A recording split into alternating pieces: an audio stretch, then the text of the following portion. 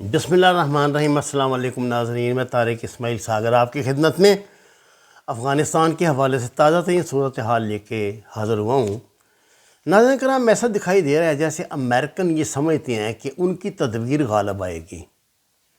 وہ یہ سمجھتے ہیں کہ طالبان جو ہے نا وہ ایسی باتیں کر رہے ہیں جیسی دوسری جو مجاہد تنظیمیں جنہوں میں ٹیررسٹ آرگنائزیشنز کہتے ہیں وہ کرتے ہیں کہ یہ لوگ بڑکے بڑکے مار کے خاموش ہو جاتے ہیں، کرنا کرانا انہوں نے کچھ ہوتا نہیں ہے، نہ ان سے کچھ ہو سکتا ہے۔ حیرت کی بات یہ ہے کہ امریکہ جیسا ایک ملک جو اتنے تجربات سے گزرا ہے، جس کی اپنی ایک تاریخ ہے، جن کے اپنے تھنک ٹینک ہیں، جو 100 مرتبہ سوچنے کے بعد منصوبہ بندی کرتے ہیں اور پھر اس پہ عمل کرتے ہیں، اس کو سمجھ ہی نہیں آ رہی صورتحال کی۔ میں آپ کو قریباً ہر روز افغانستان کی صورت حوالے سے تازہ ترین خبریں دیتا ہوں۔ ناظرین کرام، اب تازہ ترین خبر یہ ہے کہ اس وقت قندھار میں ایک قیامت برپا ہے۔ ہزاروں لوگ اپنے گھر بار چھوڑ کر، گھروں سے نکل کر کوئی جائے پناہ تلاش کر رہے ہیں، اور مجھے ڈر ہے کہ کہیں یہ سمندر دوبارہ جو ہے یہ پاکستان کی سرحدوں پر نہ ڈیرے جمائے۔ گو کہ اب پاکستان نے باربڈ وائر لگا لی ہے، بڑے بندوبست کر لیے ہیں، اور اب پاکستان کم از کم میرا خیال مہاجرین کو قبول کرنے کے اس میں نہیں ہے۔ لیکن اگر طالبان کی طرف سے دباؤ آیا اور انہوں نے کہا کہ آپ ان کو قبول کریں، تو پاکستان کے لیے یاد رکھیے دوسرا راستہ بھی کوئی نہیں ہوگا۔ اب امریکنوں نے اپنی ایک ضد بنائی ہوئی ہے کہ وہ جو پوسٹ ہیں وہاں چھوڑ رہے ہیں، وہ حوالے کر رہے ہیں ان کے اشرف غنی حکومت کے۔ وہ کہتے ہیں افغان گورنمنٹ یہ ہے، طالبان نہیں ہے۔ طالبان اس بات پہ وضد ہیں کہ آپ کا معاہدہ ہمارے ساتھ ہوا تھا، امارت اسلامیہ افغانستان کے ساتھ۔ آپ نے قبضہ جب کیا تھا تو یہاں کے حکمران ہم تھے، اب آپ شکست کھا چکے ہیں، اب آپ میدان میں یہ جنگ ہار گئے ہیں، اور آپ کو جو لوٹ کھسوٹ آپ نے کی تھی وہ ہمیں لٹانی ہے، کیونکہ اس ملک کے وارث ہم ہیں۔ یہ غدار نہیں ہیں، یہ شمالی اتحاد والے نہیں ہیں، یہ جو تم نے بھانمتی کا کنبہ اکٹھا کر لیا ہے یہ نہیں ہے۔ میں نے آپ کو غزنی کا بتایا تھا کہ غزنی میں بہت، حالانکہ طالبان کا وہاں اتنا زیادہ زور نہیں تھا، طالبان نے دوبارہ ان سے اڈا چھین لیا ہے۔ اب ان کا دعویٰ یہ ہے کہ ہم نے پھر دوبارہ وہاں قبضہ کر لیا۔ بہرحال یہ اتنی تیزی سے ڈیولپمنٹس ہو رہی ہیں کہ آپ کچھ کہہ نہیں سکتے۔ قندھار میں بھی صورتحال یہ ہے، طالبان نے جو بڑا قندھار کا اڈا جو خالی ہوا ہے اس پہ ان سے دو دن کی بڑی شدید لڑائی کے بعد افغان فورسز سے وہ چھینا ہے۔ لیکن ابھی میں دیکھ رہا تھا کہ جو ان کے وہاں کے ہیڈ آف ہلمند پروونس ہیں وہ ہیں مسٹر عطاء اللہ افغان، تو وہ کہہ رہے ہیں کہ نہیں، ہم نے وہ واپس لے لیا ہے، اور اس میں بہت کوالٹی ہوئی ہے طالبان کی، اور ان کی طالبان ان کی کوالٹی بتا رہے ہیں۔ بہرحال اب سینکڑوں کی تعداد میں لاشیں قندھار میں بکھری پڑی ہیں، اس وقت صورتحال تو یہ ہے۔ اور قندھار کے جو مقامی لوگ ہیں ان کو کچھ سمجھ نہیں آ رہی، حالانکہ قندھار سے طالبان نے اپنی حکومت کا آغاز کیا تھا، آپ کو یاد ہے۔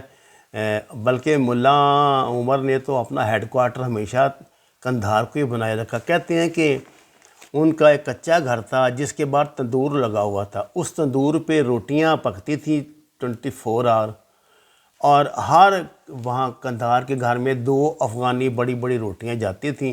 جب ملا عمر مطمئن ہو جاتے تھے کہ ہر گھر میں 2 روٹیاں پہنچ گئی ہیں، تو اس کے بعد وہ آدھی چپا یا جتنی بھی روٹی انہوں نے جتنا کوئی مجاہد، کوئی صوفی، کوئی اللہ والا کھا سکتا ہے وہ کھاتے تھے۔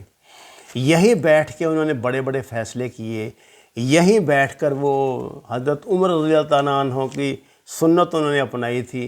حضرت عمر رضی اللہ تعالیٰ عنہ نے بھی زندگی کے تمام بڑے بڑے فیصلے مسجد نبوی کے صحن میں کیے تھے، اپنے کسی تخت و تاج پہ بیٹھ کے نہیں کیے تھے۔ یاد ہے جب وہ آیا تھا روم کا وفد، دنیا کی خوبصورت ترین 2 عورتیں اور ایک اس دور کا سب سے خطرناک زہر اور ایک خوشبو کی شیشی لے کے آ کے پوچھا. انہوں نے کہا کہ تمہارا خلیفہ عمر کہاں ہے؟ انہوں نے کہا جی ادھر کام لگا ہوا ہے مسجد نبوی کا، وہاں بیٹھا ہوگا کام کرا رہا ہوگا، اور کہاں ہے؟ حیران رہ گئی، اتنا دبدبا، اتنی حکومت ہے بڑی اس کی، اور سکندر اعظم سے بڑا فاتح، سکندر اعظم سے بڑا فاتح تھا، تو یہ یہاں کام کر رہا ہے. خیر کوئی صحابی تھے چلے ساتھ، انہوں نے کہا جی وہ بیٹھے ہیں. دیکھا تو ایک جگہ مزدوروں کے ساتھ بیٹھے ہوئے تھے. اطلاع دی گئی کہ جی وفد آیا اس طرح روم سے. وہ تو اپنی جاسوسی کرنے کے لیے آئے تھے نا، اس زمانے کا طریقہ کار یہی تھا، ڈیلیگیشنز آیا کرتے تھے. آپ کی خدمت میں پیش کیا گیا. انہوں نے کہا کہ جی ہم بادشاہ نے آپ کی خدمت میں یہ دنیا کی 2 خوبصورت ترین لونڈیاں جو ہیں یہ بھیجیاں، لڑکیاں. وہاں موجود 2 غریب ترین صحابہ جو اس زمانے میں شادی کرنے کے لیے بھی پیسوں کی ضرورت ہوتی تھی، ان دونوں کے حوالے کر دیں. کہنے لگا جی یہ ہے خوشبو کی ایک شیشی جس کے ایک قطرے سے پورا مدینہ مہک اٹھے گا. آپ نے وہ خوشبو کی شیشی پکڑی اور مسجد نبوی کے لیے جو گارا تیار ہو رہا تھا ساری اس پہ خالی کر دیے. فرمایا اس سے زیادہ خوشبو کی کسی ضرورت ہے. اس کے بعد زہر کیا وہ دیا. تاریخ بتاتی ہے، محدثین آپ کو بتائیں گے، میں نے تو یہ واقعہ پڑھا بھی ہے اور سنا بھی ہے کہ عمر فاروق نے، عمر بن خطاب نے وہ سارا زہر پی لیا. انہوں نے کہا کہ میرا نفس مارا اگر اس سے مر جائے تو میں سمجھوں گا کہ تمہارا زہر بہت کامیاب ہے. دہشت طاری ہو گئی روم کے اس ڈیلیگیشن پہ، دہشت طاری ہو گئی.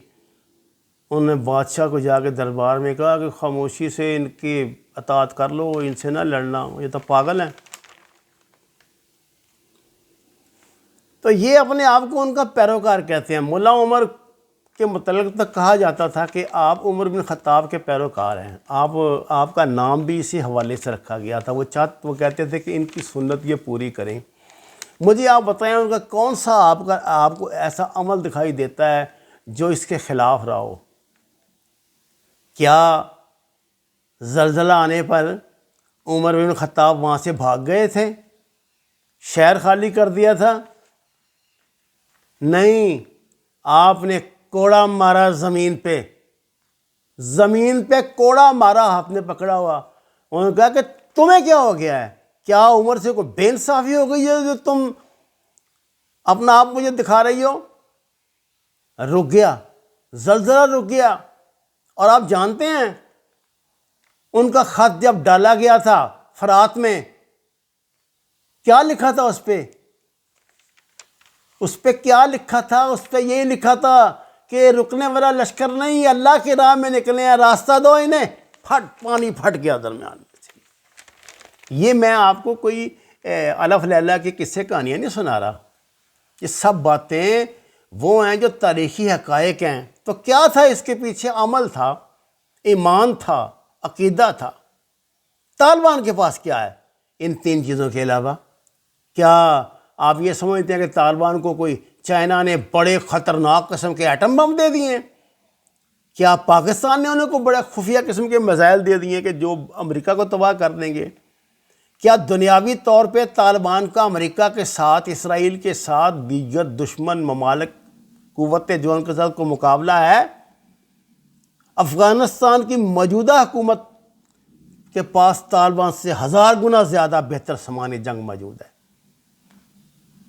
فوجی موجود ہیں، امریکہ کے تربیت یافتہ کمانڈوز موجود ہیں، لیکن نئی بات بن رہی. یہ تیسرا ہے شہر رمضان کا. مسلمانوں اپنا ایمان جگاؤ، واللہ اس کے علاوہ کچھ نہیں. ہم نے ساری تدبیریں کر کے دیکھ لی. عمران خان نے دیکھ لینا کیا کیا دعوے لے کر آیا تھا، کیا کیا کہا تھا، کیا ہو گیا یار؟ کچھ بھی نہیں ہوا. اگر ڈاکٹر اسرار احمد کی بات مان کے، اگر دوسرے علماء کرام کی بات مان کے، اسی دن یہ علماء کی یہ فراڈی علماء نہیں، جینون علماء کے 2-3 کو بٹھاتے، ایک لایا عمل بنا دیتے، آپ کی معیشت بھی سدھر جاتی، معاشرت بھی سدھر جاتی۔ آپ گئے IMF کی طرف اور لے لو نا، پھر بجا لو چھنکنا۔ میں عرض کر رہا تھا کہ اس وقت قندھار میں بہت بڑی صورتحال ہے، اور یہ معاملہ آگے کی طرف بڑھ رہا ہے، کم نہیں ہو رہا۔ ابھی طالبان نے صرف 7 دن کی مہلت ان کو دی ہوئی ہے، میرے خیال 3 دن تو ہو گئے ہیں۔ اس کے بعد آپ کو پتہ لگے گا۔ وہ کہتے تھے نا کہ ہم تو خون کے دریا بہا دیں گے، کہ ہوگا کیا۔ امریکہ اس پہ بہت خوش ہو رہا ہوگا کہ ہماری جان بچی ہوئی ہے، لیکن ان کی جان نہیں بچتی۔ ہاں، ہم جو کمزور عقیدہ لوگ ہیں، ہم جو اسباب پہ زیادہ غور کرتے ہیں، ہم جو مسبب الاسباب کی طرف تو دیکھنا ہی پسند نہیں کرتے، ہم پہ ضرور مصیبت آئے گی۔ بدل لو بھائی اپنا، اس میں کیا زور لگتا ہے یار۔